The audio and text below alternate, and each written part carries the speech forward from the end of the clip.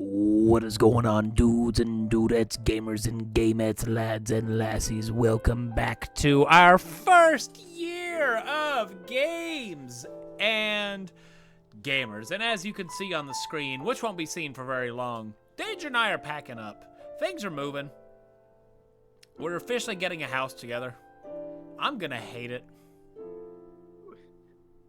We are getting a house together. This is an entire bit. We are not this. Danger has asked me for many months to go move down with him to Ugliness, Texas. I do not know if I've even said that once. Many times he said he wants me to move down to Ugliness, Texas.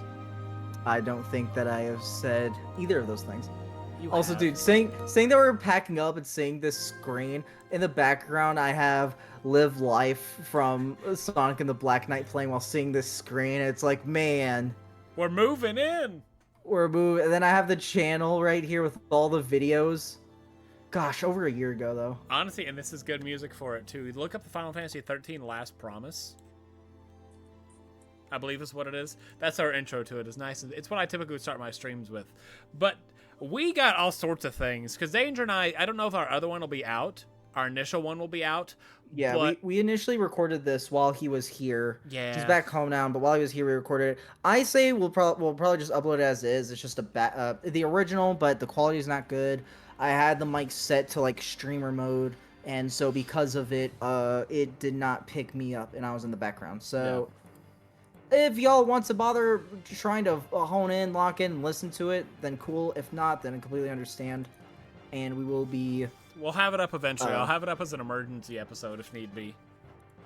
Our initial year one. The initial year one release, yeah. Just have that as so if we ever get set back, we'll break glass and it'll be not new, but it'll be unseen content. Danger and I have been busy. I think me a little more than him. I don't know. If I want to say like a few things prior, because I went down to visit Danger with a few $100s in my belt. I had like $600. I came back with 26 games, one figure, and a book. Take out two games? Take out 2 games that I didn't buy. And the figure. Well, the pop, not the figure. Yeah, I you didn't got count the figure, that. No, but the pop. I'm talking the Godzilla thing. I didn't even talk about the Funko Pop. Yeah, you forgot about it that way. Yeah. I went to Texas with a hope and a dream to come back with money. I came back with weeks worth of games. Some of which are actually quite a steal. One of which is my ET for the Atari, which I'm never getting an Atari. I'm gonna be honest. Any future listeners out there that want us to review Atari, no. I'm putting my foot down. We are not touching the Atari. I don't care. Fair. You put your foot down. What about Atari on the DS? I got no Atari. Okay. No Atari in general. Have you seen Atari games? They Oh, all look the same. I had the Atari collection on the DS back when I had a DS. I loved that. They I loved that all so much. look the same with slightly different colors. All right, wait. First ever, Hayden has put his foot down on something. Call of Duty. We also put our foot down on Call of Duty. Yeah. We're not doing Call of Duty. I say. Oh, I know that. But I'm saying I don't think that one counts as much because that's more of an obvious one. Because I mean, there's the story modes, and while sure they're probably good. I don't care for Call of Duty. You don't care for Call of Duty. So I mean, it's not that. I don't care for other reasons, which is kind of always disheartening. Because I wanted to play. I think I already told this story, so I'm not going to. I also got Legend of Dragoon, which is people are surprised that I got it for $20. Like it was $20. When I go look online, it's like $35-$40. I got it for at most half price. I don't. Technically, also a double half price. No, I know. I said at most. That's why I said I got it for at most. Like it's at most. I think the highest I've seen is a wrapped one that was like $90. Like day one thing for $90. So I don't know why people are acting like it's such a commodity. For like it's like a super rare game, like a limited edition or something. Maybe, and it's really not because I said I got it for $20. Whoa, you got it for $20? Man, that's a steal. And I was like, not really. I can go to eBay and get it for $20 more. But yeah, I got a lot of games. I got other things too, but I want to talk about that because I'm still on the high of it. And I told Danger about it yesterday. Danger, what's going on with you? So a lot of cool stuff, a lot of different things. So I've basically got confirmation that in like a week and a half, I will be able to go full time at my job, and I will have a consistent schedule. The only thing is that it's going to be like 2 or 3 weeks after that. So it's like 4.5 weeks until everything's actually set. So for the last 3 months, the thing that I've been waiting for to make sure that I actually have a schedule to work on content is finally around the corner. It's right there. You can see it. It's around the corner. Games so I'm super and gamers. games and gamers, and more than just that, because also I now have an official artist for my channel. You and have I have an official artist. There you go. Because you like combined in like unofficial. Oh, whoops. Not unofficial, unofficial. It's unofficial. No, I have an official artist for my channel, and I have one of my friends, which by the way, the artist is my friend, but one of my friends is practicing editing, and it was something they mentioned a while back. Little side story. Little side story for the bit for not for the bit for the beginning is I made my channel because I wanted to have a lot of fun with it. That was the entire point of why I made it. I made it never to be a job, just to be something to do fun with, either playing games by myself or playing with my friends. And one thing for the longest time was I wanted to pay the official artist, my friend. I wanted to be able to pay them to do art for the channel, and we thought it was super cool because obviously, while I'm sure I could say, hey, could you draw me something, I'm sure she'd do it for free, but I want to be able to pay her for her work because artists need to be paid. Artists need to be paid. And so I think it's super cool. Yeah, all they do is draw. Do artists really need to be paid to do that? Where's my money from? Things that Excuse me, sir. Excuse me. No, I did it out of friendship. I did it for free. You got to be on my show multiple times. True. And now we have a show. The fact that this started because you invited me from TikTok onto your podcast, and it took me. I thought for a minute, do I want to do this? There's a part of me that could have said no, and none of this would have happened. Yeah, it's you. You would have been sitting in your humble abodes, like, man, I work here. I have no internet friends. But dude, I'm so excited because now all my friends, they want to do computer stuff. They want to work with computers. They want to edit. They want to make videos. They want to do all these fun things. And now, basically, I'm going to be the channel for them to trial and error that. Very cool. I'm super excited. Very cool. Yep. Be very careful, with having a schedule, I will be able to do both games and gamers and my own channel at the same time. Yeah, Danger having all sorts of fun with his channel. I am about to start putting in a hell of a lot more work for all-around gaming. It's slow right now. I've literally been last night I talked with Tyler about it. Dude, it is amazing because I've not been able to sit down and watch all the stuff, but you're doing it every other day. It's just upload. Not 2 days later, upload. 2 days later, upload. You're actually pulling it off. Because at first, I was like, man, I hope you're able to pull it off, but it sounds very ambitious. You say that. Here's the thing. I'm behind on 2 games. I'm missing an episode. I'm missing the final episode of Gears of War, and I'm 3 episodes into Star Ocean. Final Fantasy VII Rebirth will last until the 1st of May. I'm about to fall behind. So if you don't hear from me over the next few days, now you know why. But Have you gained traction yet? No. I'm getting views, but not a lot of subscribers. I think I've gained 3 in the past few days. Views is good though. Views is still good. Views gets it out there. There's a lot of people who will watch but don't subscribe. Those views can still help you. So even though there's not subscribers, it's slow going. I won't lie, it's slow going. But it's going. Transistor's my best series at the moment, oddly enough. Interesting. But I want to talk about this because I am so fucking excited about it. I told Danger about this, and he's like, this is a good idea. That's more or less what he phrased. This is a good idea. So I bought a G1, a day one G1 PlayStation 3 almost a year ago, 10 months ago now, for $80. For those that don't know, the G1s can play PS3, PS2, and PlayStation 1 games. all of them. Mine died. It got the yellow light of death, which was oh so upsetting. Right as I was getting my big old amazing gaming desk set up, it got the yellow light and decided to crap out, and I was so upset about that. A few days ago, I saw in Facebook Marketplace, yes, people, if you've never heard the Hayden Adventures, I frequent Facebook and Facebook Marketplace. I got some horror stories about Facebook Marketplace. You know what? I'll say one, actually, here in a minute. Hey, Danger, you know what I'm talking about? That's where you got your Sonic game from. Yep, I remember. Thank you. So, the Xbox is down in the living room. I want to play it at some point. That is a Dragon Ball game. I saw a G1 PS3 on Facebook Marketplace for $100. I was like, it's $100. But if I go to eBay, they're like $280 to like $340. So I was like, you know what? That's fine.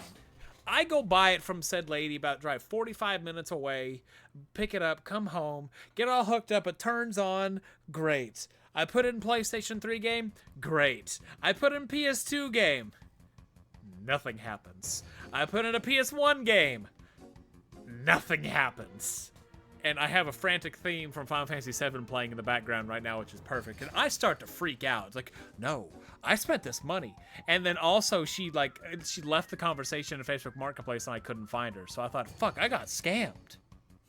I ended up making a whole other account and was chatting with her, and she didn't realize she didn't. I don't think I was scammed. I think she just accidentally did it and didn't realize it. Anyway, so yesterday, the 16th of April, it's all started on the 15th that evening. I started doing some tinkering. And by tinkering, I don't mean, oh, let me just like shake it a little bit like you. I'm not going to finish that joke. Just shake it a little bit.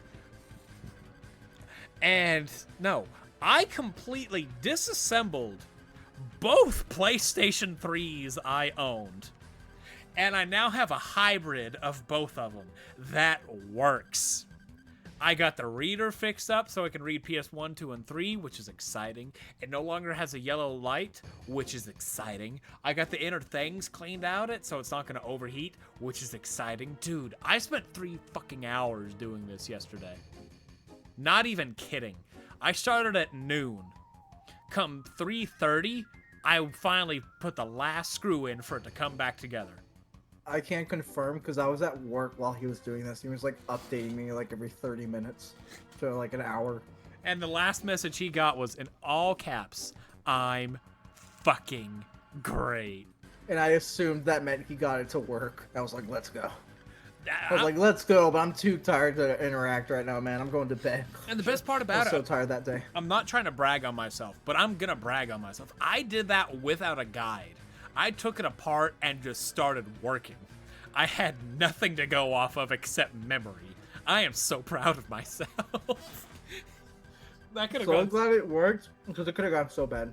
No, that's what I was telling myself is, man, those people, my game store, which if you ever visit, you'll have to see where I frequent. But I told them this and I said, you know what? It's theoretical that it could be fixed, but man, it doesn't sound like it can be fixed. I was like, I'll go take it up there. They'll for $75, they'll tell me no, it can't be fixed. Fuck that shit. I have the Battle Boss music theme playing on, so I went boss mode. Went to my grandma's house because she has like the little light above a table, and sat there, headphones in, fucking listening to just Imagine Dragons and Panic at the Disco for 3 fucking hours straight. Tinkering. Turning it on, hearing the clicks because something went wrong, turning it off, hearing the click. I am so fucking proud of myself for getting this thing put together. If it dies, I'm going to cry. You can now say you've officially built a console. I know. And I told the guy, the Sea of Stars guy, and he said, you know what, Hayden? You might, if you really are proud of it, you could theoretically start a business fixing consoles. And I told him if I did, I start off small, I'm going to clean consoles. It's a lot easier to clean a console. It's a lot easier to clean a console than spend however much money to get the part. Because we'll use like just the laser sensor itself, the disc reader. That's $100 just for the thing itself. So I'd be charging $200 or $300 to fix a console. I'm not doing that. Maybe. We'll see. I say don't, because that's going to take up a lot of your time. I know. And I said I may just do like console cleaning, like simple, plain and simple right now. Danger? Yeah. There you are. You Hello? froze. You froze. Weird. But yeah, whenever I took off the casing on my thing to insert the I got like the 200 terabyte for the PS5. for the 200 the PS5. terabyte? You mean the 2 terabyte? No, 200. I don't know if I have my Danger, you can't afford a 200 terabyte. Don't even pretend. And as well to make sure it was clean. Weird. What's up? You keep freezing on me. I keep freezing? Yes. Weird. Is it your end? I Because don't- me and you are both perfectly fine. I turned off the music, so we'll give it a second and see. Might be your end. If we want to, I could just turn off the camera. It could be. It's also windy. That doesn't help. Okay. Yeah. I'll turn off the camera and hopefully it'll load better. At least I'm not muting. Anyway, yeah, like I'm so proud. I'm so happy. I got a G1 that's me built, and it's so great. How many of you nerds can say you've repaired a PlayStation 3 without a guide? Man, I hope we start another war, Danger. I want another internet war. How fun would that be? No. You're not part of it. Like, how fun? Like, I'm just the only one fighting in this war. You started it. Nerds. What do these nerds play video games? God, you're such a dork if you play video games. I say as I have like 50 games on my right, 80 on my left, like behind me, and like another like 100 on my left. Yeah, I bought like 20 plus from Texas. I'm a nerd. I'm allowed to call you a nerd. It's like, you know what, I know what you are, but what am I? You're a nerd, because I know I'm a nerd. Anyway, we're going to discuss year one of Games and Gamers. Because we have played a few games in year one of Games and Gamers. I'll say I think we did good for the most part. For the most part, anyway. Yeah, now it's Few hiccups, but I think after we got through like the first handful of episodes, we basically got it down, and I feel like it was after remake, or actually like the remake episode. I feel like after that is when we really like kicked it into gear, and we did good for a while. And then January hit. And then I got a job. Not January. January was fine. Then February. There it is. Then March. I mean, March was fine. I got my 2 things up in March. I mean, yeah, the channel was okay. Yeah. I wanted to get Rebirth out before I left for Texas, but somebody didn't put it in until I got down there. Okay, but real reason. No excuses. Real excuse. Are you sure, Danger? Are you Yes. sure? Maybe you didn't see it the first time. I saw it. Don't do it. What battering fuck is that? Oh, it's legitimately a battering. It's America. Oh, that's a. It's an American battering. I was making a joke. It's actually a battering knife. That is amazing. I'm a fight for my freedom, America's freedom, and Gotham's freedom all at the same time. It's amazing. Garage sales, my guy. They're great. I gotta look up a Batman knife. So basically what we want to do is since we played a lot of our games, some of which were first times for some of us. Like, namely, we looked through this, and Danger and I really have, like, the same 50-50 of games that we've both never, like, one of us has played, or neither one of us has played. It's about 50-50 in the whole thing.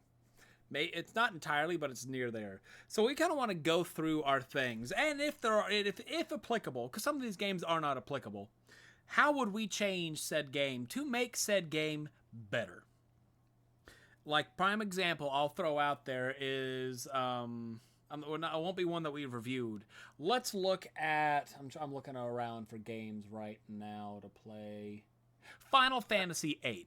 Because Danger and I are going to be playing Final Fantasy VIII. My dad has requested us to play Final Fantasy VIII. Did I tell you that? Yes. Okay. My dad has requested us to play Final Fantasy VIII, and I told him, good luck, Dad. Danger's not beating it. Not because it's hard. I can see you having fun with the battle system in it.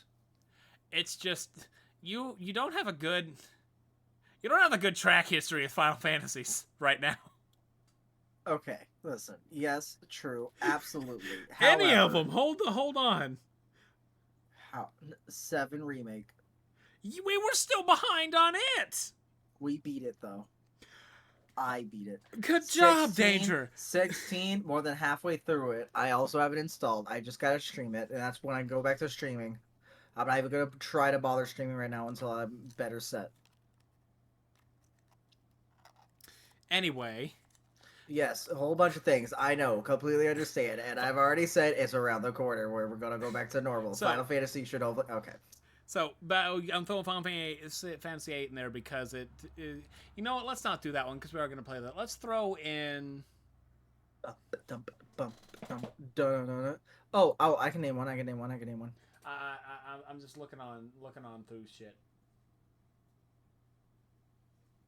Silent Hill for the Wii shouldn't have been on the Wii. I think that's how it could have been fixed really easily. You haven't played it, so you don't have an opinion on that. Well. Yeah, exactly. You don't have an opinion. You don't know. I could have played it. Danger. I had a Wii. What's its name? Right. Take your hand off the keyboard. Take your hand off the keyboard. Hand is off. Put your camera on. Put your camera on to prove it. And hand is well. I can't put my camera. I can't turn on the camera if my hands are off the keyboard. Well, I have to prove. Well, you have to turn on the camera, then take your hands off the keyboard so I can prove. I can't do it though. Yeah, you can. I told you to turn the camera on, then take your hands off the keyboard. Okay, fine. I am putting. Hold on. Wait. What the fuck? There we go. What is the name of the Silent Hill on Wii? I see it right there. I see it on your camera. It's right there on your camera. Okay, what's it called? Silent Hill Shattered Memories. You fucking Googling it. I can see the reflection in your glass. I can see the reflection. There is no... Okay, jokes aside, it is not reflecting on the screen. It is not on there at all. Mm-hmm. It's right here on this tab. Not the other. It's on. I knew it. You fucking other cheater. Tab. You fucking cheater. It's on the other tab. I can see the white. I wasn't lying. I can see the white. No. That's this. That's the light. That's the light right here. I told you. No, there are 2 lights. Oh no, there are 2 lights. No, Shattered Memories. Shattered Memories. I can see hidden. No. It was here. I literally am telling you, I did cheat. However, it was on a different tab. So you didn't see it, so you're also lying. So I'm not lying. I see another light. That is not that circle light in the bottom left. You're saying you see it. You're saying I saw it. I see it. You didn't see it. I know. I see the reflection. I'm not lying. But yeah, I knew you fucking cheater. You fucking cheater. Shattered. No, I would have remembered that. I know it was something memories. I didn't know it was. Let's just throw Halo in there. I liked Halo. One of the issues I had with Halo was Alone in the Dark. Alone in the Dark, actually. Alone in the Dark. We'll throw Alone in the Dark in there. Alone in the Dark had a horrible scaling with its enemies because the first enemy, the second enemy, and the fourth enemy all took the same amount of bullets sometimes. Sometimes the first enemy took more bullets than 2 and 4. Sometimes 2 took more bullets than 1 and 4. Sometimes 4 took more bullets than 1 and 2. The scaling was all over the place with Alone in the Dark's enemies. So I'm going to throw that one in there just because, yeah. Like, it's just stuff like that. Scaled better, you would have probably ranked it higher. I like the game. Don't get me wrong. I like the game, but fuck. If you go and shoot this one thing with a shotgun 5 times, and then a few minutes later go shoot said same enemy with a pistol 5 times and kill it, there's something wrong. Yeah. Well, yeah. So it's just stuff like that. If we can fix it, how would we fix it? Some of these are going to be stuck like some 7s and 8s that, I'll be honest, I'm not going to give higher than a 7 and 8. Like, I don't see any in here that could be like one that I'm going to throw down immediately, The Last of Us. I feel like literally the only, and I'm gonna take your thing. Which by the way, hey, if you want to, you can say it. I agreed with what you said I'm though gonna say it about The first. This Last is of my Us. thing. The Left Yeah, no, Behind DLC that's what I'm should have been saying. the Left Behind DLC should have been part of the main story. It was really stupid that they took a crucial part of Ellie's character, and made it a $10 DLC. I know on the PS4 remaster and the PS5 remake, it comes with it, but look at it upon original thing. Why spend $10 to know what Ellie went But through? the time difference between the DLC and the original game, how far apart was it? Not long. Like the original release on what was it on the PS3? So how the DLC came out on the PS3? Yeah, Oh, okay. yeah. And It how came long ago? like I want to say within 6 months. Okay.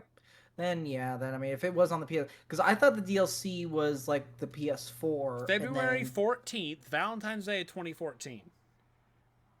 Versus for the PS3. just in general, yeah, because it came out Oh, there. Yeah, June 14th. So about 6 months apart. okay. It's 8 months Then I mean, apart. yeah, then it should have. Yeah, then I totally agree with it. Should have Like it, been in it the game. Yeah. it's a Because crucial. here's what I was thinking. I was thinking, was it like a like 2 year difference to Mm-mm. where they could have made this up like afterwards? Okay, so it was close enough. So they No, and probably they had this also in even mind. talk about it. Like in the Yeah, game, Ellie talks about they Riley and yeah, all that stuff. It's like I was in a mall. Okay, I agree. It How she has flashbacks in the second game. They should have had it as a flashback sequence in exactly. the.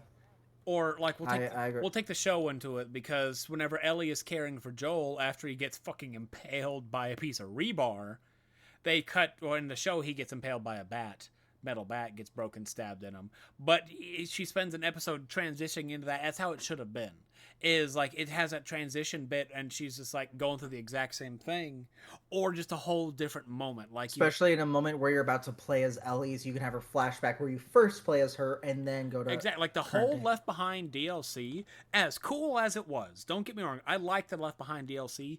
It was like $10-15 though to play 2 hours a game that gets mentioned in the main game. The biggest issue I have with DLCs is if it's crucial to a story point. If something gets mentioned in there, like Final Fantasy 16, we're gonna throw that out there because the demo says the When it's a DLC. DLC that's not an extension, it's like supposed to be within the timeline of the game. Yeah, like Final Fantasy 16 is getting a new DLC, Rising Tides, literally tomorrow, that follows Leviathan. You should have already heard about Leviathan. Your point right now. I maybe Levi- think basic, so. basically, Maybe I did update today. My 16 updated today. so it's probably getting prepared for it. But yeah, basically all it does is like has an extra 10 hours to go with this character that we don't know that gets mentioned. Not important in any way, shape, or form. So that's why That's why like Last of Us, you do that, it'll still be a 9 out of 10. It has other issues for it. I can't give this a 10 out of 10. I'm not gonna lie to you. I can't. But that's my biggest issue with it is that right there. What could have been done to give it a 10 out of 10? Exactly. Like in my Like opinion, like it just the DLC make it part of the main game. And as Danger said, the fact that that's like the only true complaint yeah, means something. It's a means great fucking it game. it could have been, yeah, like it could have been a 10 out of 10. I'm pretty sure I did give it a 9. I think I did give Mhm. it I gave it like an We 8.5 or a both gave 9 it or a nine. something. We both gave it a nine. Yeah, cuz I think that's like a really cuz not many games in my opinion beat that. Not many games in my opinion. Yeah, and that's like It's like it's hard. And that kind of sucks. Like it really does. Yeah, a DLC that is now released with it is what's ruined it. Some people agree, some people disagree. I don't care. I really don't. It's my opinion. The DLC kind of ruined it from being a 10 out of 10 in my opinion experience. yeah, but yeah, it's a really good game. And then on to another 9 out of 10 game right here. Spider-Man for the PlayStation 4. I'm gonna take on this one because I'm gonna say this. I think if you like gaming, I think if you like Spider-Man, this is a really good game. All the side quests actually feel worth it. Even the ones that seem boring have really good and interesting story. Some characters which you may love, even if they weren't super big in the story, they were mentioned and referenced and stuff. And it's really, really cool.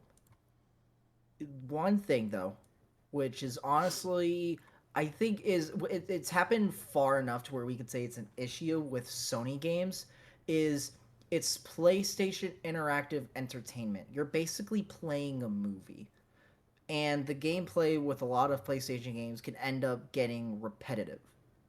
There's not too much in it to where, yes, you can go out of your way to mix and match and play in your own style and your own way to have fun, which I think is really cool. I do like the upgrades. Like, there's so many people that make these like fun combos online and swing around, and honestly, a lot of people literally enjoy Spider-Man just to have a web slinging simulator. Like, people just love that. And while the story is amazing and I love it as well, I think the two things that I think would make this game absolutely amazing is if, which Hayden has mentioned to me, is if the bosses had something more unique. Because basically, while the animations look cool, the environment's different, down to the core gameplay, it is for the most part pretty much the same. You just have different obstacles, but you beat it in the same way.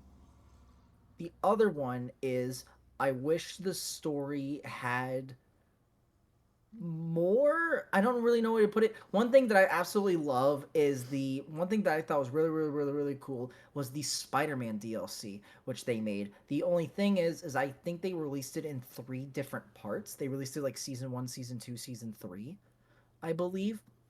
The DLC was really good, and I love Spider-Man, which, by the way, I did you play the Spider-Man DLC? I have no desire to play any of the Spider-Man DLC. I'll be honest with you. Dang. But yeah, dude, it was really good. I thought it was enjoyable, but I wish part of me wishes the DLC was in the main game as well, because the only thing that I feel like it's okay, the problem that I have with the DLC is that we got like the Game of the Year edition, so we got it for free. The DLC is not that big. It is not that big. And I wish that it would have been part of the main game as well as like a future update, because while DLC is super cool, I didn't think it was worth like if you had to pay for it. Thankfully, we got a code for it. We got the. How much is the DLC actually? Now I'm Like actually 15 bucks each, curious. I think. Oh, let me double check because that would already Spider-Man PS4 DLC price. Let's see here what it is. The City That Never Sleeps. There we go. I think they're all like 15. Oh yeah. So for the whole thing, yeah, for the whole thing, it's $25. $25 for like just a few hours. And that's like even if you include size. I think it's really cool though. I do think it's more Spider-Man. It's $24. It's definitely not as big as a complaint as Miles Morales. Miles Morales, huge advocate of I do not like it. And it's funny because on the PlayStation Store they lowered the price. They've never raised it back up. They've never raised Miles Morales' original price back up. But even if it's on sale potentially permanently, the fact that it has to be on sale is ridiculous to be that price. Yep. I think that's ridiculous. But Spider-Man I enjoyed a lot. Spider-Man I think is really cool. I wish it had better gameplay for like non-repetitive ability. Me personally, I don't care as much. I do enjoy it. I think it's really cool. I don't it's not a complaint, but it's something that is definitely holding it back from me saying it is like a 10 out of 10 game for me. I put it as a personal, it's a 9. I've played it again and again and again and again and again. But I think if it had better gameplay, I think that alone would have made it a 10 out of 10 game. There's a lot of games that are very close to being 10 out of 10 for me, but none of them could reach it. Sparking Zero, maybe, though. Sparking Zero, My maybe. biggest overall thing with Spider-Man was like enemies. You play like a 20-ish hour game, 25 Yeah. hour game, and there's really not a lot of enemy type. You said a boss type. Boss type doesn't bother me because bosses had at least enough uniqueness to them, kind of, sort of.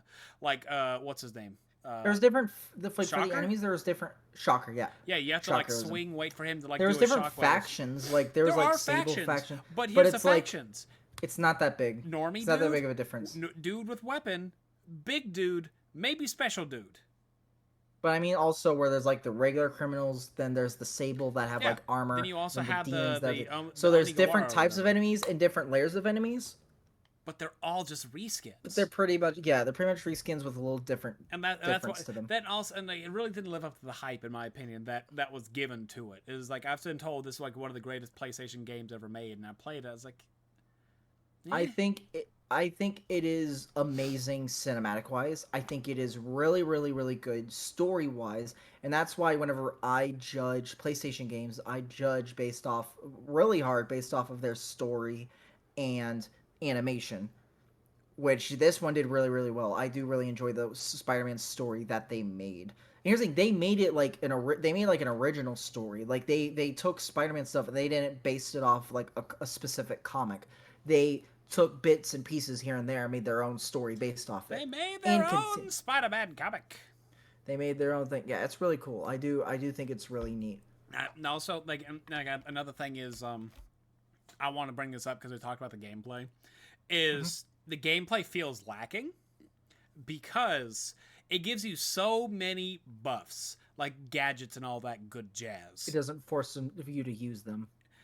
Like they're optional entirely. You have to use like one, like two. You're two of them I think you have to use, and it's only one of the sword guys come in because you have to like one's an impact web or what? Not the impact web because they can block that. It's like the AOE web. You shoot one and it explodes and hits it on the side. That one's mandatory to kill those. Otherwise, it's a nightmare to take care of.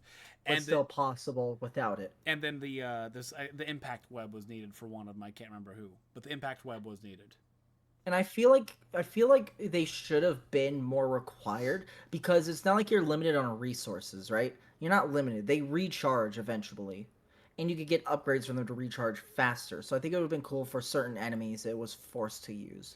And like But yeah, Spider-Man, I thought it was really good, but the gameplay could have been slightly better. and Miles, we're not even going to talk about And Miles. here's let me just say this for some future things. If there's a game out there that has the ability to not use something, then I like it's mandatory to do it. We'll take Kingdom Hearts. Some of the Kingdom Hearts things is like do it without using magic. Do Silent Hill because we're going to be talking about Silent Hill. Do Silent Hill without using a bullet. It's not meant to be played that way because it wants you to use your weapons, but then I want to try it without it. Spider-Man, I didn't even have to try it, so that's why another reason I don't like it. Games need to have a reason for their stuff, otherwise it's just useless in the end. And so Spider-Man should have made it much more mandatory. That way, come the end of it, I would have been like, okay, I want to see if I can do this without these gadgets. The gadgets are cool for speedrunning and for the missions. Those are cool. Mandatory. You don't need to do it. They're just side things. You can enjoy it on your own pace. I will say that it is really good for that. It's very flexible based off your skill base. Like it has different modes, but also the gadgets as well can make it easier for you in the upgrade. Make it feel more unique and Yeah. make you actually feel like Spider-Man. So there is cool stuff like that. And now, after Spider-Man, we're going into a game neither one of us have played, Silent Hill. One of my probably top 10 PS1 games. Like honestly, I like the first Silent Hill. It's fun. It's all sorts of fun. I like going on through the different endings, all the monsters and all that, the deep meaning, the lore, the lore. But it's also the issue with it is it's not Final Fantasies. Some do. But Silent Hill requires lore for a lot of context or 5 or 6 playthroughs to fully comprehend something. I'm an idiot, but I'm also smart. I figured it out. Plus, I kind of knew a little bit of Silent Hill stuff going in prior, so I used that for my knowledge. But Silent Hill's biggest issue is its storytelling. I know it's like always, it's an ambiguous thing. The ambiguous doesn't bother me. He doesn't like it. I don't like the ambiguity of it. It doesn't bother me. I don't care about the ambiguity. But for some people out there, I wish Silent Hill was a little better at defining its story, because there are some moments in there that aren't entirely explained well enough for some people that are like a new gamer. Danger's never played Silent Hill before. He played through it. He hated it for different reasons because he doesn't like tank controls. But take that out entirely. The story, he said he didn't understand a lot what was going on. Correct? Yeah. So even taking out tank controls, I still have issues with the game. Yeah.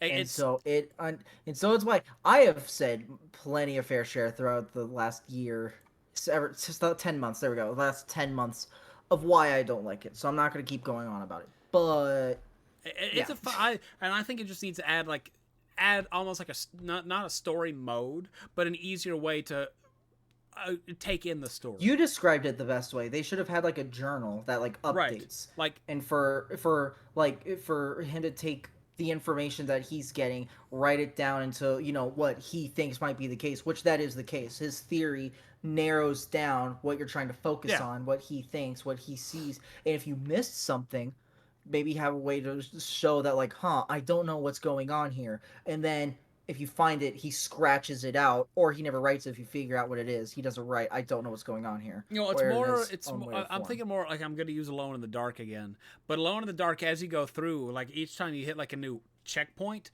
there's like a little narrator that's like, "Oh, Mr. Conby made it into here and saw Grace drawing a picture. What he didn't know is that Grace had a great history with him that he himself must deduce and uncover through the entire story."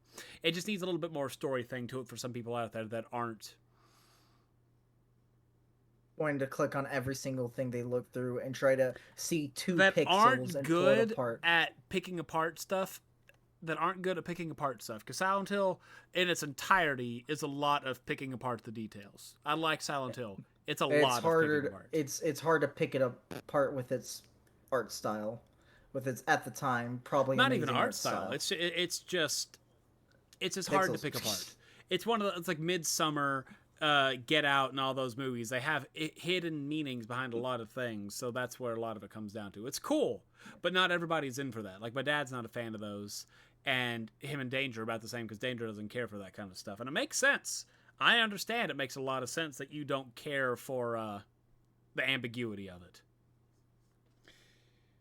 Yeah. The next is Danger's probably favorite game we've done. Mario. Super Uh, Mario Odyssey. I don't think it is my It's up there. favorite. It's probably top. It's up there. Oh, it's up there. It is up there. Mario Odyssey, an absolutely amazing Mario game. It made records. It to this day is making records.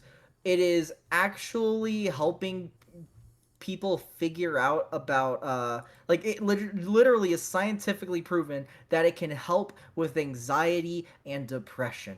And I will tell you right now, that is amazing. And the thing that I broke down to why I love it so much is it's basically the Mario Galaxy 3 that we've been wanting. If you've played Mario Galaxy 1 and 2, then played Odyssey, it has that feeling of like that of a Mario Galaxy 3, especially with all these incredibly wildly different environments. Even though you're stuck on a planet, there's so many others. You eventually go to space. There's plenty of references to Mario Galaxy. The gameplay is similar, but then also you have this brand new sort of this is the first time we're getting a super high quality Mario because it even again like it made like documentaries or like journals and whatnot about how he had over like 1,000 different strands for his hair, like alone. And it was absolutely amazing. The song became iconic and it went everywhere. And to this day, it is one of the most played and talked about games to this day. Over 7 years later now, I think. I think it's been quite a while since the Switch came out. Superstar has nothing on the Herald of Darkness. I gotta say it now.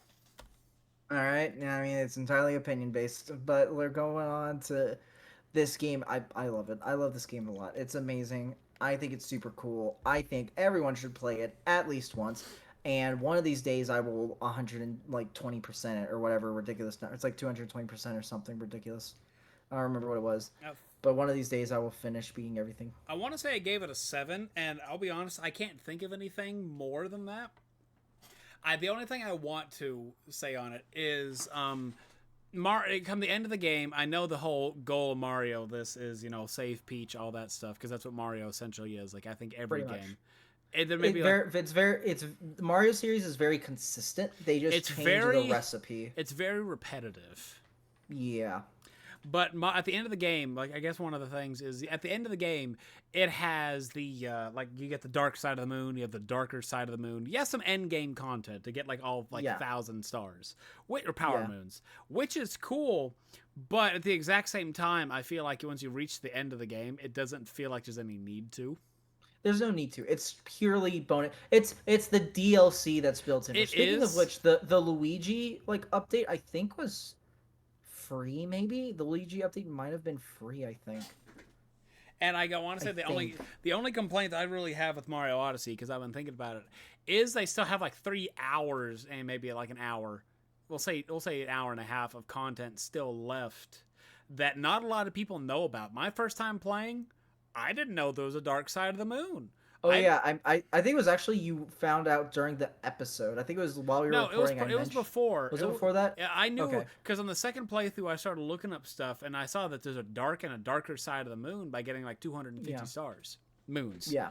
And so I feel like that's kind of, because you don't. That is there because here's the thing, with Mario Mario players with Nintendo lovers, there's a lot of people that speedrun games. There's a lot of people that 10%, 120% them. There's a lot of people that try to figure out all the Easter eggs and stuff. There's a lot of people that try to find glitches. That is made for those people because those people have been around for since the first game, since the very first Mario game. Since the dawn of games. Since the dawn of Mr. Video Game himself. But Mr. Game and Watch. But is he gone? Yeah, that's Mr. Game & Watch? Yeah. No. Because Mr. Game & Watch is like a big thing that started a lot of games. Like that and Pong. Pong is God to all games. I don't care what anybody says. Yeah, no, Pong is the start. Same with Pac-Man. Pong, I don't know why I have such a fascination about Pac-Man. Ever since I was a little child, I loved the original Pac-Man. Ooh, look, I loved bright all colors. The GameCube games. I love but I love Pac-Man. I literally have 2 Pac-Man posters in here. But yeah, no, I think it was a really cool game. But that's what that dark and darker, because Mario always has that bonus content. Like after you beat the game, the harder levels, the harder stuff, almost every Mario game has that. So that didn't surprise me in the least, and I thought it was super cool. So I will say this, there's nothing wrong with it because it's something they've had for a long time. It's not a new thing they did. Oh, I know it's game. not, and that's I just don't like whenever a game has those kind of things hidden with no reward.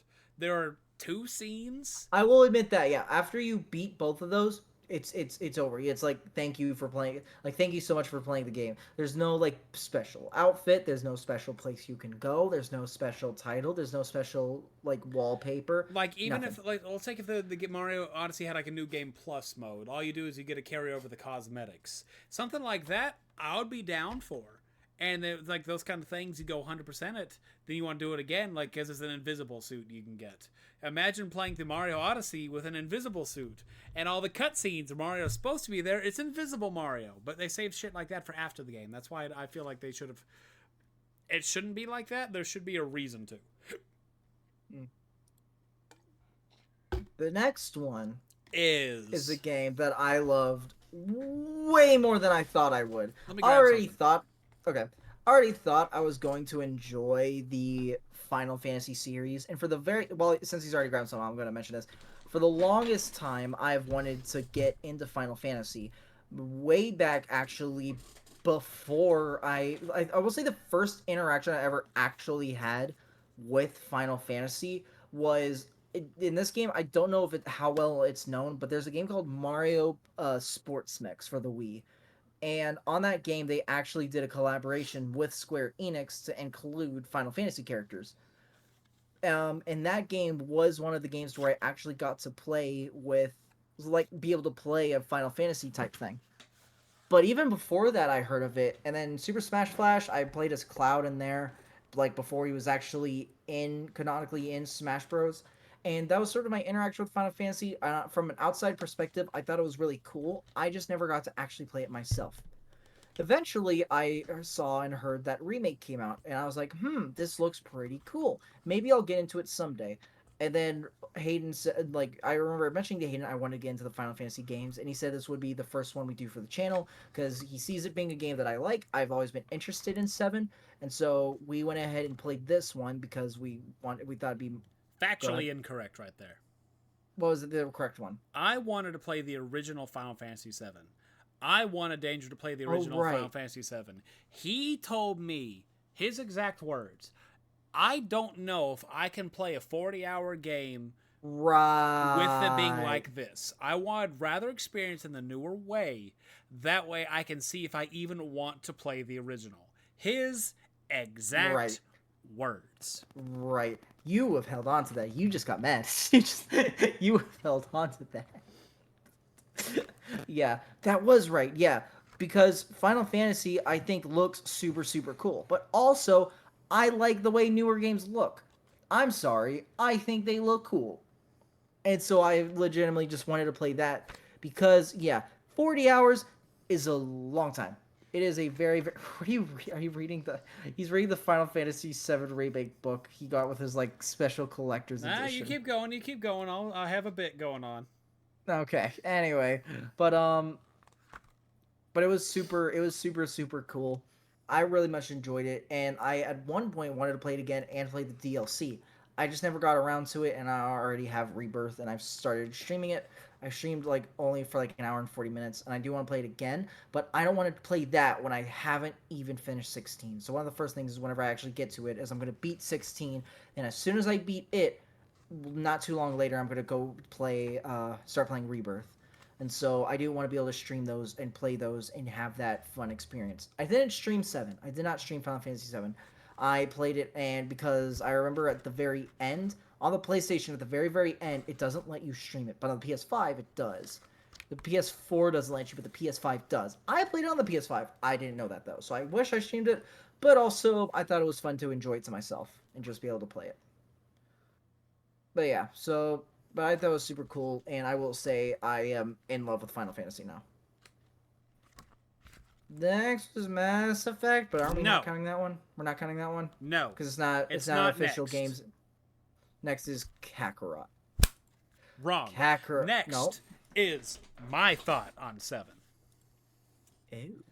Because Oh yeah. Oh yeah. Oh remember, yeah. and Oh, also I want to say this right man. now. I'm just flipping through the art book because Yeah. I went to eBay and I got because I like 7. No matter how much shit I talk on 7 remake, I do like it. I now own a physical version of the Final Fantasy 7 remake deluxe edition. I want to get the game physically. I want to get a physical version of. We still have it. I'm not gonna say where we have it, but You we know what have it else at I have with one of that? our game places. The steel book. Steel book. That's super cool. There's good old Sephi. Yep, I see So, like the rainbow type glow through the camera. well, not rainbow, it's fire. Well, no, like that when you're moving it, there's like that light effect on it. Fire. Metal. There, Fire. yeah. So, I like Final Fantasy VII Remake. I have played through Final Fantasy VII Remake a few too many times. I'm not even going to lie. I love the game. I hate the game too. My issue with it now has actually been unfortunately confirmed with Rebirth, which I'll also talk about this more in Rebirth. I'll have Danger mute so we won't have to hear it when the time comes in Rebirth. But 7 Remake, the remakes have right now one crucial issue that I'm gonna go grab me a drink because I've heard this rant too many times. I'll be right back. Oh, it's different. It's a different thing. It's a different rant that you've heard me talk about once. Oh, but I've heard about it. So Yeah. I'll be right back. So basically, That was a good time to grab a drink. yeah. Also, I guess so. Basically, 7 Remake and 7 Rebirth have one big issue. One, at least to me, one issue in all of it, and that is everything is blown out of proportion. Yes, I know. Chastise me, hang me from a tree. I don't care. Everything is blown out of proportion. Like characters are added for no reason and have plot points added for no reason. I'm hoping, because right now we're 2 parts out of 3, I'm hoping that come part 3, a lot of these issues I have, Kyrie, Angel of the Slums, Johnny, fucking Leslie, all these characters have an arc to them that can be finished. They've added new stuff. Leslie, they've added stuff in. We don't know anything about it. He's AWOL right now. Chadley, we know nothing about Chadley except he's like some AI android kind of thing made by Shinra, and he wants to like take down Shinra. That's fine. There's a lot of issues with Remake, Rebirth that they just take something small and insignificant and blow it into massive proportion. I think that as I played Rebirth, I picked up on it more. I think that takes away from the game because I went into part 2 expecting to see some hints of part 1 in part 2. And on my initial playthrough, this is entirely me. My first playthrough, I did only main quest, so I didn't see any dangers having a rave over there. I didn't see any of the side shit. That's my fault entirely. Playing through it again, Kyrie is back. Johnny's back. All these characters, no need for them, and I don't like that because as of right now, it's useless in the grand scheme. Then on my big complaint of 7 Remake, 7 Rebirth is this thing I'm holding right now is the first 4, maybe 5 hours of original. Rebirth up there is about the next 10 hours of the original and at disc 1. I'm going to bitch about this till the day all 3 of them come out and I eventually get it on a PS6 thing where I have all 3 of them as a Final Fantasy VII remake. I don't like that they split it up. It's a cash grab. I don't care how much more they've added to it. It's 100% a cash grab. It's 100% a cash grab. It just kind of really takes away from it. And I want to give some context to it too, because Final Fantasy VII, I may have already said it in the Rebirth episode, but I didn't play Final Fantasy VII until I was like 7 or 8 years old. My dad had me play older games, Mario, smaller games that built me up to 7, because 7's like his favorite game of all time. If not, it's top 5. And you get to see the absolute massive jump of fucking Mario into Final Fantasy VII in 1997. The way they've split it out now, it takes away a lot of that splendor. My opinion, it takes away a lot of the splendor because the game's not as massive, didn't hit the world as massive as it was. I told Danger this originally, but if a game from 2014 has more content in it than a 2020 game, and then a game from 2016 feels, I haven't 100%ed either one yet. I'm talking Witcher 3 versus remake, then I'm talking Final Fantasy 16 versus Rebirth. When it feels like a game from 7 years ago, 8 years ago, has more content than a PlayStation 5 game with 2 discs, I feel like something's wrong with that. So I feel like my biggest complaint, put all 3 of them in one, PS6 Final Fantasy 7 Remake Edition. Apparently there's a strobe feature with my light. Yep. Oh gosh, it's worse. Oh, it doesn't. Hold on. Oh gosh, I've been fidgeting with my light, and then as he finished talking, I found a strobe feature. Ow. I got a ring light. Next is DangerXtreme Kekaroto. I was so disappointed with that game. I like this red light. I was so disappointed with Kakarot. I am going to agree. Unfortunately, I was disappointed. However, I did actually really enjoy the game as well. Basically, Dragon Ball Z Kakarot. The best way there, I love this game. And I can explain the reason why. I've explained it before, but I'll go ahead and explain it again. And that I also am really disappointed in this game. Before we beat it down, I will build it up. Akira Toriyama is amazing. And I think this game is the biggest yes. He single-handedly pulled a... So, one thing I love about this game is canon. This game is canonical. And before you may say otherwise, he has confirmed this game is canonical. Also, one really fun thing about the game is a lot of characters that we don't know about. Asshole. God, what an ass. Fuck you. Rest in peace, Akira. I'm going to cut that out. There's a podcast called the Bad Friends Podcast. And this too is like, my grandma has said this. And what the other guy says, no. I know. Yeah, you fucking asshole, dude. You gotta cut that out. Well, that will be the war. Dude, I actually really love this light. I actually love this light. I'm not gonna cut it out. I'm gonna leave it in here somewhere. Cut it out. Leave it out. Get it out, you asshole. But one thing that was incredibly cool about this game is that we got one thing is what happened to launch. This game actually gave a canonical explanation of what she's doing in the Majin Buu saga. This game talks more about a bunch of side characters.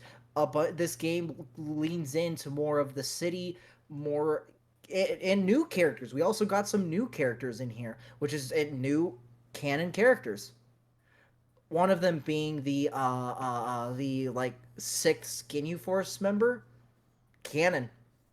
Oh, She's that's canon. right. I forgot about her. I never saw her, so I forgot about her. She was a thing you had to go do like side stuff and whatnot to find her. Yeah, that's yeah. Speaking of her, how do you get to her? You speak with Android 21, who's now canon, and the person that Well, Android 21 is based off of. yeah, She's now canon. yeah. And then Zero's also, wife. right. And then also, even more so, in Super. But another thing beyond that as well, which by the way, if not clearly enough, all these games for us to review them, it's spoilers. But yeah, but one thing that was really, really, Halfway really, really, through, really. by the way, we're spoiling these By the games. way, we're spoiling these games if you haven't already known. But one thing that I absolutely loved about this game, and what I thought was the absolute biggest. This man single handedly took his series, like all of them, and pulled the red light fits well with this. It became DC and Marvel. He said that this game is basically yes, because not only is this game canon, this game leans into both into two different ways with the Super and the GT route. With Dragon Ball Super, Dragon Ball GT, it goes into their own routes of how they're both canon. Also, on top of that, Xenoverse is now canon because Toa and Mira are within that universe. Also, Fighters is canon because it leads into that universe. Also, if you really, really, really want to be a dick about it, Heroes is canon. And if you really, I'm gonna cut you off right really, where you're going right now. if I'm you gonna cut you really, off. if you My hands on really, the disconnect button. Don't do it. if it's now, I know what you're thinking of. I'm not going to say that though. We're not going to say Can I that one. mute you? I can. You can. But this is anyway. It's not the one you're thinking. I know what you're thinking of. You're thinking of Dragon Ball Evolution, not that one. If you, but the one that if you do really really want to be an asshole about it, you can say that Dokkan is canon if you want. You can. That's where I Dokkan, knew you were going. Dokkan, canon. And Fighters, disconnect. canon. Xenoverse, canon. Mute. Tenkaichi series. All of their like. He's still going. I'm still going. Every Dragon Ball franchise that has been made, canon and non-canon, is now all canon. All the movies in their respective universes are canon. And I think, as much as I hate when Marvel and DC does that, I thought it was amazing that Toriyama did it. So now they are canon within their own respective universe. Also, I love it because I've connected all the pretty much the web of that is Dragon Ball with it. And every time I mention to my friends or other group or whatnot about it, they just let me go off. It's funny. It's hilarious. And they're like, he's taking off his headphones because he already knows. He already So knows I'm gonna. my issue with Dragon Ball Z Kakarot is He took off his headphones. so yeah, my issue with Here, Dragon I'll Ball let you Z go off. Kakarot is it took I've away gone a off. lot of the best moments from the anime itself. Like Mm-hmm. Goku turning Super Saiyan 3 is one of my favorite transformations. It becomes That like a is 2-second flash. that is my big things I don't like that. And The bosses. Cell, perfect Cell. Like the cell we part, did not. the cell part doesn't bother me as much. I mean, I guess the way I've coped with it is this is canonically how fast they actually transform. Is it doesn't take Goku 5 minutes to scream, and a transform it takes him like 10 seconds, which I don't like. Because they did it in the DLC. They did it in the end of Z. I know they They did. made So I'm just saying that's what I'm coping with. also, by the way, that's also canon. There's another version of the end of Z that is canon. So I don't like the end of the Z DLC. I don't like the fact that Super Saiyan 3 Goku is on par with Super Saiyan 2 Vegeta. That's just stupid as fuck, and I don't give a shit. That's stupid. it's fun. There's a lot of things stupid with. But Dragon basically, Ball. the enemies, We're here for the fun. Not the for bosses the lore were and the all logic. except for the first boss, the Raditz, the giant form against Vegeta, That was cool. That was and cool. Boo. and All that were was just like cool. reskinned fights with different colors, and like I didn't add anything new to it. It was like Raditz did, yeah, because he had like two specials. Well, I guess they all had two specials, kind of, but Raditz had lasers that would bob up and down in a circle, and then he also had the energy beams that would chase you. Who is? As my own form, as sort of coping, but also as logical, is Dragon Ball Z Kakarot is basically a very much glorified Xenoverse 2. They took Xenoverse 2, they put amazing graphics on top of it, and they made it more type of open world sort of game. And I will say this, it's sort of the same logic of how people love Spider-Man just to be able to swing around as Spider-Man. I'll say Kakarot's very enjoyable to just fly around as Kakarot. It's fun. It is a fun game. The missions are cool, and while unfortunately there's a few problems, the animations that are good are really, really, really, really good. They're real. I think one of my favorites is Vegito. I think Vegito's probably Yeah, my his little favorite. like tornado that appears was pretty cool. Vegito versus Boo is probably my favorite of the game. It is awesome, and and there's a bunch of scenes in there that are really, really, really good. But whenever I'm playing the game, it very much gave the same style of Xenoverse, and I'm not gonna lie, that's pretty much what it is. But it allowed to use a formula of a game that is already well known and well modernized with the Dragon Ball community. They made better quality for what they deemed were the best bits. And while I don't know why Super Saiyan 3 Goku wasn't marked on there, at least they fixed it in a sense to where they gave it to us later, at least. I wish it was in the base game, but you know what? At least they gave it to us eventually. Better that. But better late than never.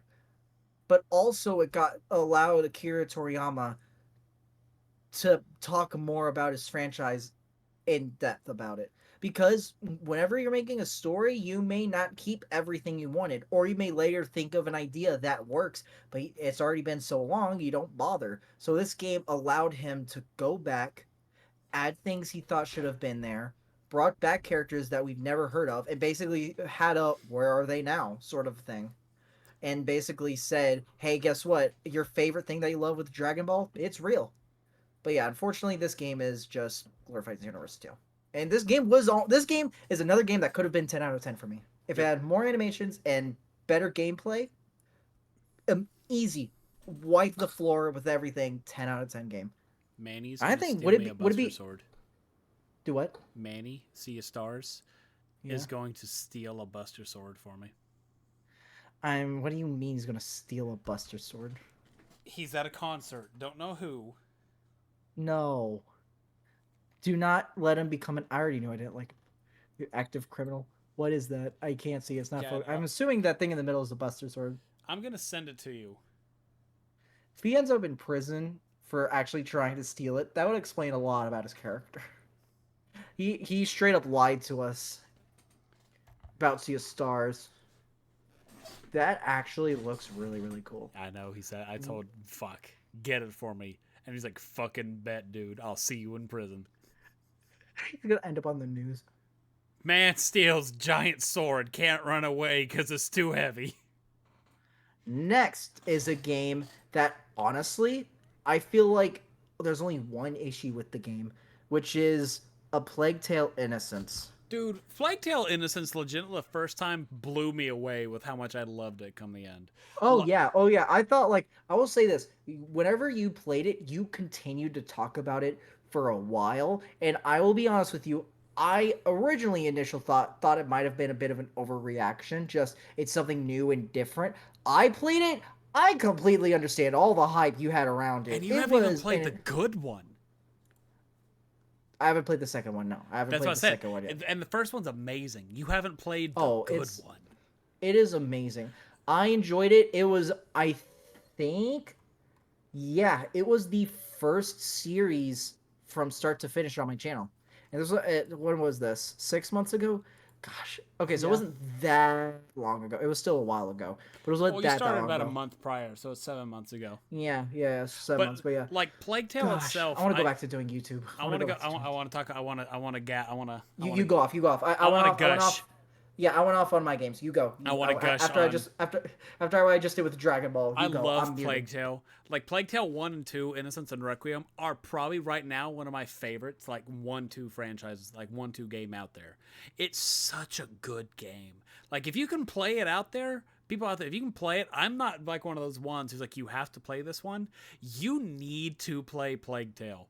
Play Requiem, play Innocence. If you want to be like want to be insane, wait 6 months, like the time skip is between Innocence and Requiem, then play Requiem, or play it back to back, and you'll have such a good appreciation for everything. The music is mwah! It's so fucking top tier. Oh no, my mom is calling me. She can wait. It's so top tier. Like when you tried to call her and she didn't answer you. Yep. Do the same thing. It's top tier. Like the music is top tier, the characters are top tier, the voice acting is done so well. For the fact it was Asobo's first full game, I'm not going to count Microsoft Flight Simulator in there as a game or the spin-off games. This was their own game. I still think that's hilarious that I that know. was like it goes from Flight Simulator to Plague Tale Innocence. It goes from Incredibles.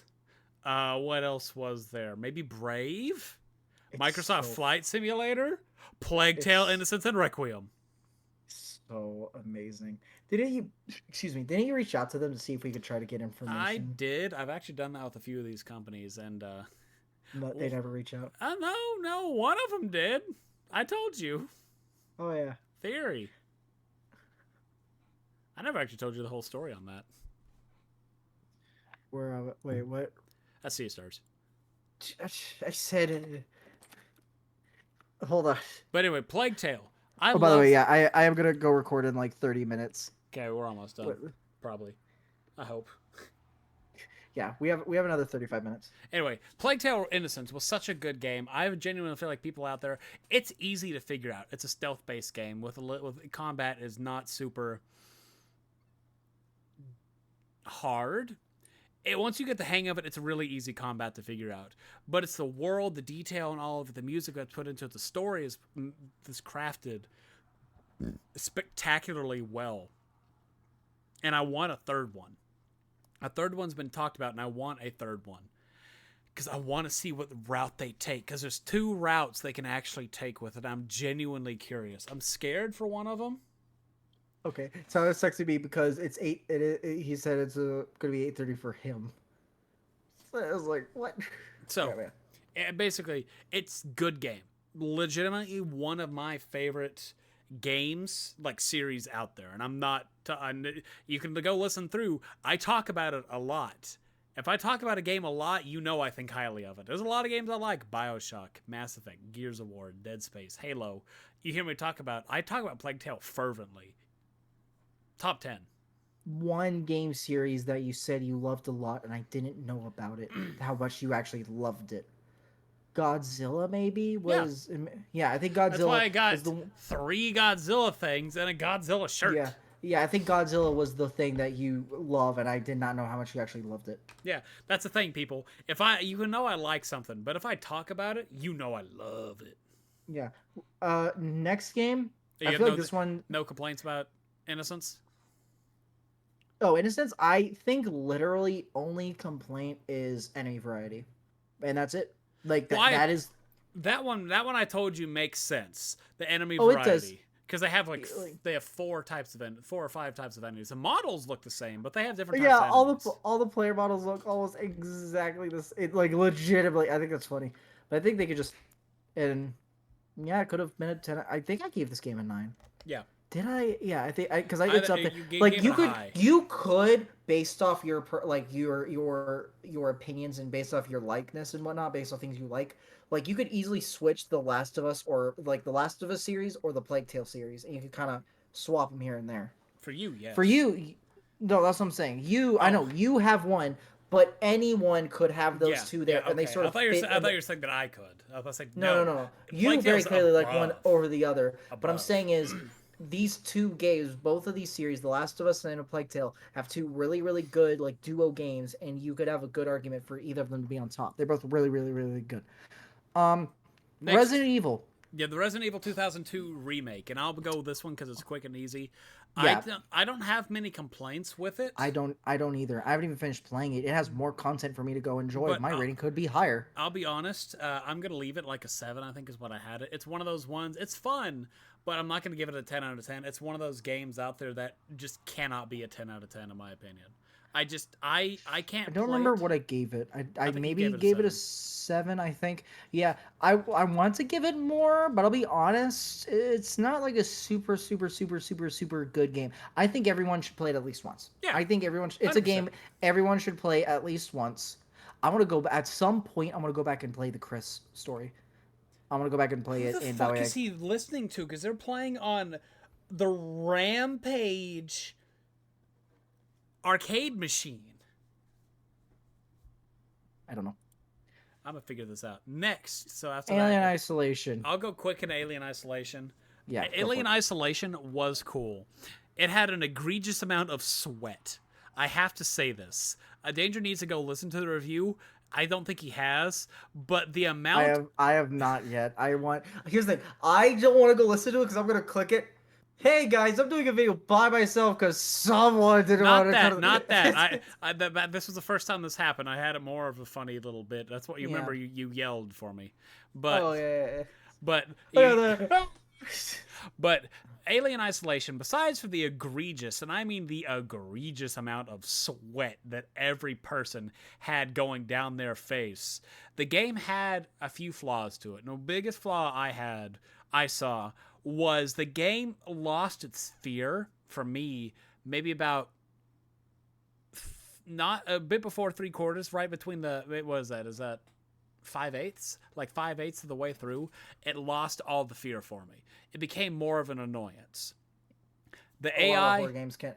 That's why I feel like horror games can't be too difficult because eventually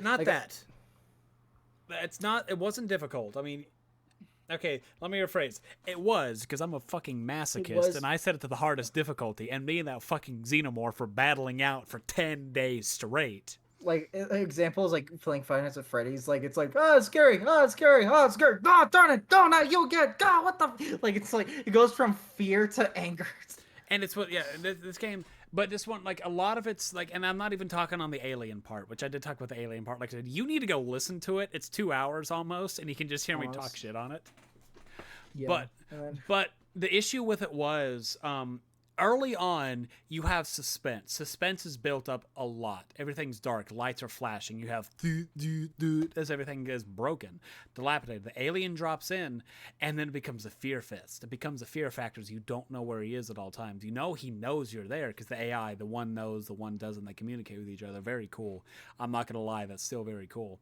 But as it goes through, the alien just becomes more of a nuisance because you can deal with them. You get the flamethrower. You can deal with him. But when you deal with him, you know what else happens? He knows you can deal with him, and he waits for the moment you can't deal with him. I can't tell you how many times I died legitimately because he's not in the room. There was one part I had to do a generator. I leave area, door drops. I look at generator. Man, I'm going to need to mess with this generator here in like the next 5 minutes, I bet. Leave that thing, power shuts off. Man, I got to go all the way back to the generator I just looked at. I sit there and wait. Alien doesn't appear. I look, I wait for a minute. I even set my controller down after like my 5th try doing this because it kept happening. Because I needed to go to the bathroom and grab myself a handful of cashews. But I put it down, and the moment, 5 minutes, 5 uninterrupted minutes at least, of not me touching anything, he didn't come out. The moment I go to interact with that generator, drops down, I'm dead. Yeah, I know. Like, the fact that happened more than once is aggravating. That it's just, and I don't know if it's the adaptive AI that it supposedly has that it realized. I think I will say that's what I love about the game is that the fact that it has like 2 AIs. And here, that'd be the horrible part is the adaptive AI. Like, fuck, we can't deal with them head on. Let's deal with them from the back when his back's turned. I mean, yeah, if it learns that that's how it gets you the best, then yeah. But and like another thing is the back and forth is like this game relied too much on coincidence to keep the story Uh-oh, going. we gotta go this way. Uh-oh, that's wrong. Gotta go that way. Uh-oh, Well, like it's very, it's the premise that the movies have, and it doesn't work well for a game. yeah, no, because when some people go in the elevator, like literally you can see them like 20 foot ahead of you. They go in said elevator, and elevator crashes down. As soon as they go in through it, there's a problem. You see this door that just happens to drop as you're going through there. There's a problem. It just relies too much on coincidence. And for being a smart character, Ellen Ripley is very much an idiot. She does smart things here and there. She's no Isaac Clarke, because Isaac Clarke will constantly show off his skill. But she's just, I'm smart. That's a character trait. Yeah. And not a good one, because doesn't do it well. I know I'm skipping 2 games, but I just feel like just because we could get this one out of the way quickly, we're skipping over 2 episodes, and then the other ones are review or like 2024 review. But Batman Arkham Asylum, just because I want to get out of the way, I feel a very quick one is the ending, how the game's ending. I feel like one thing right there for us to fix that game would have been the ending. The final The ending, boss, not even the ending. the final boss. The final boss. The final boss. Yeah, I feel like that's more right. Like, The final boss, like I feel like if the boss battle was just different, I feel like that alone not only would be a higher game for you, but it would be higher for me. Like if it felt like, yeah, like if it just had a better boss battle, like, or heck, like let that be a fight, but then let there be another thing, and then, like let there be multiple maybe stages or something. I don't know. phases. Something more than Like just a slow, you know, like a slow you mutation. said, yeah, yeah. Like, I'm not. Yeah. Like, and heck, I would have loved the idea of like a sort of like Super Saiyan type Batman to where he lets it, like he's able to control it, but it still affects him. So he has the Bane thing. So he's like super like Namek Goku buff Batman. Like that would have been cool. And for context on this, I said this: the Batman Arkham Asylum final boss, Joker, is the worst video game boss I've ever seen. That could change. I got some new stupid fucking games. That could absolutely change. It could, but until further notice. But until further notice, that is legitimately the most disappointing boss I have ever fought. So gonna go backwards. We're not gonna go to the next game in order just yet, because another one that's very quick. Parasite Eve. Dude. Legitimately something that can make this like a 10 out of 10 game. Take modern PS5 graphics, throw it on top of the game, and call it a day. Just I gotta stick with the ending, and I even said this in the thing was. Oh yeah, ending. Thank you for reminding me. Oh gosh, that actually, I've thought that about ending, that ending needs to not be that. I hate games that leave it up to the imagination of, oh, what do you think happened with this? It's why another game we're gonna talk about in a bit, I have another problem with, but any game that like leaves you up to the imagination of what you think could have happened after everything you've gone through, everything you put together, everything you've solved, everything, and it's still not a confirmation. Everything you've discovered just leaves you with more questions than answers, and I don't like games like that. Parasite Eve is an amazing game except for the ending. Why? Because your guess to what that ending means. Okay, that ending of whatever you have is as good as mine. And honestly, okay, so Hayden had to step away for a bit. So yeah, Parasite Eve entirely, I think it's a really good game. For how old it is, the time it was made, it feels like playing a modern game. I myself like a lot of the newer games comparison to old games. I do like a lot of old games, but out of a handful of do I love newer or older, I love a lot more of the newer ones. And that game felt like one of the new games. You could easily take the better, newer graphics, put it on top, call it a day, and still charge like $60 for it. I think it's really good. Another one that I'm going to quickly go over to, which is Sea of Stars, is why I gone, so that way we're actually saving time, which is this something that him and me both agree on, is Sea of Stars, as much as it has, while the game is amazing to play, it's fun gameplay, fun world, fun characters, fun these things, something that has a lot of problems is the main characters. By the way, this is the game that was going to be after Alien. The main characters felt like they had the least amount of... I'll talk about Sea of Stars real quick. Have the least amount of personality. We don't have as many interactive characters in the world. And also, one of the biggest the first, like, super big bad, the first Dread, gosh, why'd I forget the name? What are they called? Dread, Blight? No. Dread, No. not Blight. You have a D. That's all you have right now is the D. D. Deathmancer. It's 7 letters.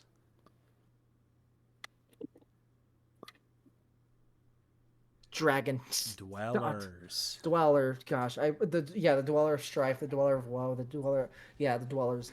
I forgot the name of it, but the Dweller, the very first Dweller, we already on the original episode and honestly the other episode talked about things they could have easily done to make that Dweller more intimidating for the sort of like thing that it has, which one example is because it like morphs. It could have been cool if like its eyes shut open, it's a mouth, and it's able to like attack and whatnot, or maybe take like enemies or eat one of them. And it's like, oh, you don't have this attack return or something. It said like it was told of multiple occasions of how it beat like 24 or like it beat dozens of like these other elemental like powered characters.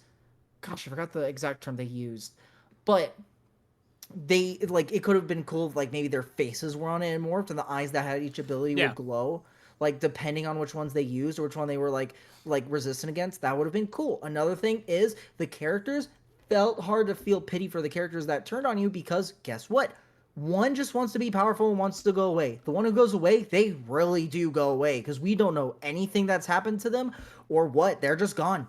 Where do they go? We don't know. And well, yes, we do know.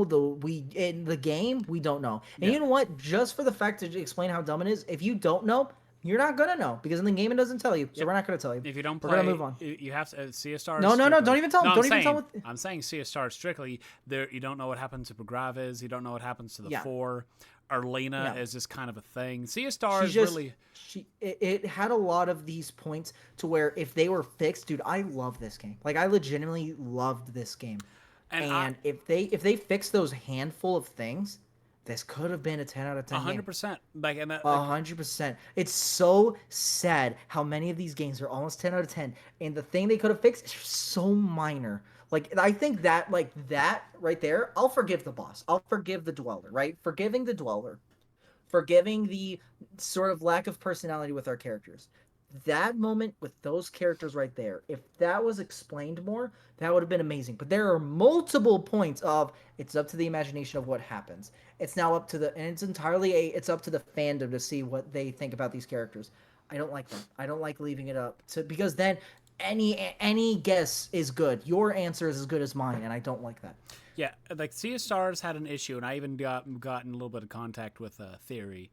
Theory is like the big storyboard developer out there. I may cut this out because it gets a little thing, but yeah. I did talk to him about the story a little bit, and he was not, and I asked about some of these things as to why he did this, and one of the responses was, one, it's a whole different story.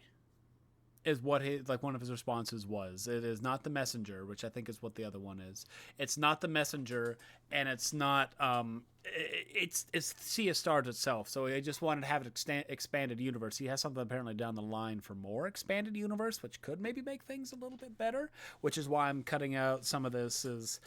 I don't. Oh, because you don't know if you can talk. Like he told you, but it's something he probably told you in confidence. Probably, and I'm going to take it like that. Go ahead, and cut it out so that way, yeah. So let's move on so we don't. Anyway, leave a lot basically, I told because my biggest complaint with this game is it feels Zale and Valere are boring, bland characters. I don't care. It feels like they were made by 5-year-olds who's like, my guy can use the power of the sun. Well, my girl can use the power of moon. They look cool. They definitely look cool. I'm not denying that. We're not going to design because design can change a lot. Look at Amicia. Amicia looks like shit, yet she has such a better written character. Yeah. But, like, it's just the game itself has some issues with storytelling. I think Danger probably, I'll reiterate this. Yeah, no, I is like a lot of the emptiness of it. The characters feel empty. The world feels empty. In my opinion, the world feels very empty because there's a lot of shit in the world. How much can you actually interact with? Exactly. How much? There's like how 5 much, side How much quests. can you interact with, and how much interaction actually means anything? There are 5 side quests I want to say that matter, but they're like main character side quests. One's for like Beast, one's Sarai, one might be for Rashawn. It's just all of them, and it just no, it's bad. I don't care. I'm sorry, Theory. I'm sorry, whoever made whatever, Sea of Stars. It's almost 10 out of 10. It's so close. It's right there. It's just... I have to keep it with a 7. There's too much shit for them to do for me to even say. And I am anything. saying it is off my personal opinion that I think it's like an 8 or 9. But yes, I do agree. It does have a lot of issues with. Actually, yeah, it's 8, but it says a lot. I remember. Yeah, I was debating either 8 or 9. I went with 8 because of all the problems with it. I love it though. I love it a lot. But it yes has its issues. Life is Strange. This one It sure is. Okay. Life is Strange, the next game. I will say this. The game itself is fine. Everything is great. I think it is a really good game. It has amazing storytelling.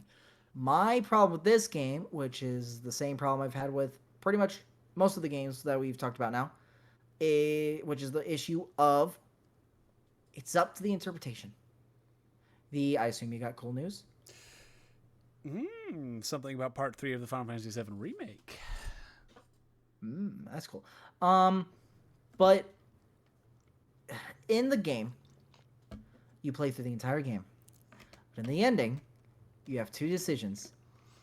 You either let the town die. Yep. And you and Max and Chloe can leave. Yep. You and your love can leave. Or you go back in time to when it all started, and you let her die. It's the trolley problem. And that's the reason I love it so much. It is the trolley problem. Here's my issue. My issue isn't even the trolley problem. That's not my issue. My issue is that it is those 2. Every decision you've ever made in the entire game, in the end, do not matter.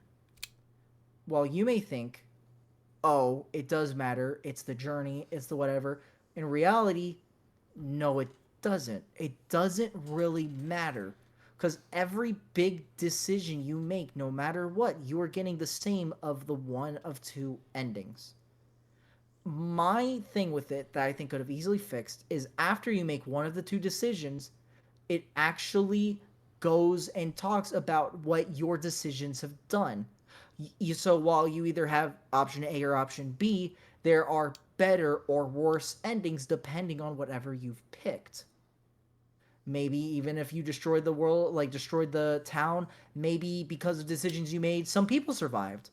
Like, it actually goes into detail of, oh, this person you warned about the tornado, they survived. Oh, this person you maybe helped get to a bunker, they survived. Oh, because of these things you've done, a few people, some legacies lived on because some male got, just something that meant better than just it's the same no matter what.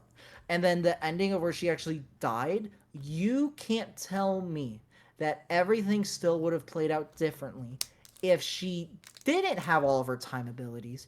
And you can't tell me otherwise because we do not get that confirmation of anything she did differently. We don't know. We're not told that. We're not shown that. Nothing. And so your guess is as good as mine. And I don't like that. I would like for her to be able to say, oh yeah, everything she did mattered. Did it? How? Oh, well, in the ending where she dies, Kate's there. And, Kate could have not been there. Okay, but there's a ton of things that could have happened to where after that event, she could have stayed there. She could have had an altering moment. Or heck, this ending could have been right afterwards. So, before that. So she still could have, in the end, died no matter what. Or she did, or she didn't. We don't know. You can't prove to me otherwise. And that's why I don't like it. That is my big issue with it. My guess is as good as yours. And so it feels like all this decision making didn't matter. I feel like if the endings were better, they were more open, they were more different, and they were actually affected in different ways, it could have been a 10 out of 10 game. It could have, maybe 9. I don't think I even gave it a 9. No, you were sad. You were sad. Like I was your sad. exact words were, "I would not give this game to anybody that I know." I wouldn't. I truly wouldn't. This game is definitely sad. I truly wouldn't. And what's the point? You have all these sad moments for what? What's the point to play any game, Danger? Up to the imagination. What is the point of any game? Enjoyment. Okay. It's for the story. Right, the story. Yes. And you know what the game has? A story. When you can't. It's up to the imagination. It's not. It is. It's You not. can't tell me otherwise. Prove me otherwise. Prove me otherwise. Max and Chloe go live off in their own new adventure. That happens in one of the endings. Okay, one of the endings. Sure. What changed based off any decision you made? What changed? What's different? How are they gonna act different? What's gonna happen? I mean, their entire fucking town is dead. Every person they knew, Chloe grew up there. Her friends, her mom, Right. her Right. stepdad, Right. all of them are dead. So Yeah. I mean, So anything that could have happened, right? So then let's go with the ending to where Chloe did die, right? okay. What's different between if she just died immediately and nothing in the time thing happened, or it did happen? What's different between those endings? Well, besides Chloe being What alive or dead, and no, Max Chloe's being dead, right? heartbroken. We're taking the ending where Chloe's dead, Yeah. right? We're taking that ending, right? Where she never got the powers and she did have the powers, and they could have been placed in the exact same. We would have never known. It would have been the same, no matter what. I mean, Chloe's dead for one. She's dead. Max is heartbroken for two, knowing the weight of her entire sin is on there. And in one of the lines there, she says, "I will do right by you." So confirming, I actually went back and checked this. She does go through the entire thing again and make everything right.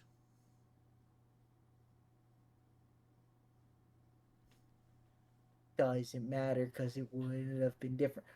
What does she mean by "oh, I'll make it right"? I will do right, because Chloe died because of the professor Jefferson. Died by Jefferson. She brought her back, and then she's dying again. It's one of those this will not happen, because they fought. Their whole story, their entire thing was them working together to figure out that Nathan was kind of a dick, but he wasn't a bad dude. Jefferson was an absolute fucking psychopathic pervert. Victoria wasn't terrible. Kate needed help. Alyssa wanted all this. All this shit, it just builds up into it. And that's what she says, "I will do right. I know what to do, so I will do it right." Could have still known anyway. Because investigation could have happened. He shot him. They questioned Nate. Nate could have confessed to the police. They would have gotten arrested. Kate could have seen all this stuff going on. Kate could see that the people got arrested, and all this stuff going on. Realized the problem that's going on with Max losing their friend. Nate's actually going to prison. Everything's all better. Then she could have not wanted to die. So everything could have still played out the same. It could have, because it's up to the imagination. I mean, no, she said... We don't know what would happen otherwise. We don't know. She's going to make it right, which is fixing everything. It could have been right either way. No, it wouldn't be right either way. It should have gone into detail of what she did. Be right either way. Had she not done anything, shit would have been still going down. Nathaniel. It could have been solved. Jefferson Nate would have gone to people. Because remember, he's been doing this for years, dude. Nate could have confessed to that it was Jefferson. He wasn't going to. Because here's the thing. Okay, but Nate went to... It showed Nate confessing. It did. Whenever he realized that Jefferson was not happy with him and he was going to be killed. Remember that phone call down? The entire game prior to that, he never said anything. He never even showed any interest in Jefferson. In any capacity. Right. That's after he didn't kill her. But after he did kill her, then the weight of guilt went in. Then it did. So it could have happened anyway. What weight of guilt are you talking about? Like, oh, I just killed someone. Oh, no, I messed up. Oh, no, I'm arrested. Who'd he kill? Chloe. No. What do you mean? What do you mean? We're going main storyline. My mouse. He didn't kill anybody in the main story. He confessed whenever he realized Jefferson was going to kill him. And that was with Chloe being around. He killed Chloe and would have absolutely done shit with it, because Nathan's been with Jefferson for a little while and never said anything about death. So let's cut that out right there. Shot Chloe. Got arrested. Went to jail. Confessed. That didn't happen. It could have, but from the picture it's showing, because it showed him being interrogated. It wouldn't have. It showed him. It showed him in jail. When? Because it showed Jefferson in jail, not Nathan. No, it showed Nate. It showed Nate in jail. I don't remember Nathan being in jail, because it showed Jefferson in jail. It showed Nate in jail. Because Jefferson was a big bad. It showed Nate get arrested. It showed Nate in jail. Uh-huh. Anyway. Yeah, moving I on. Yeah, answered your still, question. I and I'm answered your. still, Here's and your it's thing. still, I didn't showed matter. you that the river is made out of water, and you're like, you know what? I don't believe it's water. Prove to me otherwise. I told you every fucking thing, and you're like, meh. I know, and mine's still also valid. Like both of ours are valid Yours because isn't it doesn't go. valid. It is. It I've is. It given is. you Anyway, factual information, and you're like, meh, I don't like it. it is still valid because also Hey, I already remember. I next already is Final remember. Fantasy 16. My biggest complaint with it is the combat. It does get very repetitive. I like the combat. It's fun to see all the iconic shit, but man, does it get repetitive. It would be unfair to say this is fine, but Spider-Man is not. It's in the same boat. Yeah, It's the same boat. It's PlayStation Interactive Experience. yeah. Well, it's also Yeah, Devil May and then Cry. I told you the guy who made Devil May Cry worked on this. That's why the I combat's think so that's similar. super cool. And then I did not know that. You didn't tell me that until later. I think and that's then super Rebirth, cool. the biggest issue with Rebirth that I'll say for the original one is everything's blown out of proportion. And like halfway through the game, they do a part that you can go check out all around gaming. I'll have a link down below of the episode specifically that I'm talking about. If Danger wants to even go see it, because it'll probably take him 3 months to get the game beat. But anyway, yeah, it blows everything out of proportion. It's too epic in the wrong way. It wants everything to mean something. It can't just be like, well, hunky dory, there we go. We're doing this quick because Danger's got to leave in like 5 minutes. Yep. But Yeah. we'll be back in our next one in a whole new room. Whole new room. Whole new room's made. It's built. It's done. It's incredibly cool. And I can't wait to actually use it for the next game, which the next game I should hopefully have beat in a week. Hopefully, cross fingers if everything goes We're according to plan. going back to Seattle and heading 5 years into the future. We're going back into the world of The Last of Us. And dude, it's so cool because also we're gonna have a video. I have a video that we recorded the day after we recorded it, but also I have another video a year later that we recorded. Basically, almost the exact same thing. Y'all see it whenever we get to that point. But I'm super excited. Yeah, Last of Us Part 2. Stay tuned for that. 5 years later, join Ellie and her new group of intrepids as they take on a new, actually like 5 new groups of things. So, yeah. Yeah, we got a whole bunch of cool stuff for Games Gamers. Got a whole bunch of cool stuff for my channel. Got a whole bunch of cool stuff for Hayden's channel. Everything's totally going together. And Chicken Police, everybody. Maybe stay tuned for Chicken Police on this channel. Gosh, yeah. And then, dude, and the fact that I actually am able to play Chicken Police. I'm able to play. I know. But we got nothing else left, so I want to thank everybody for joining us on our 1 year. Yep. It was fun. It always is. I want to say it's always fun. I don't know. Deja may be mad today.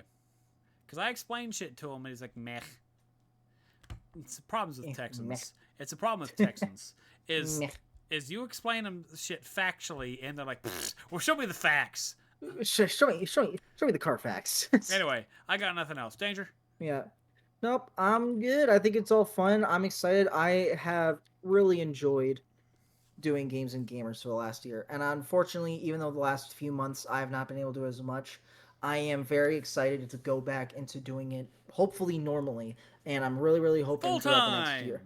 Full-time work, full-time Games and Gamers. Oh my gosh, it's basically gonna be like, and then also my channel. Danger, So you know what I did for this whole thing? I'm gonna be very, very, very busy soon. What's up? I paused my game to be here. You're welcome.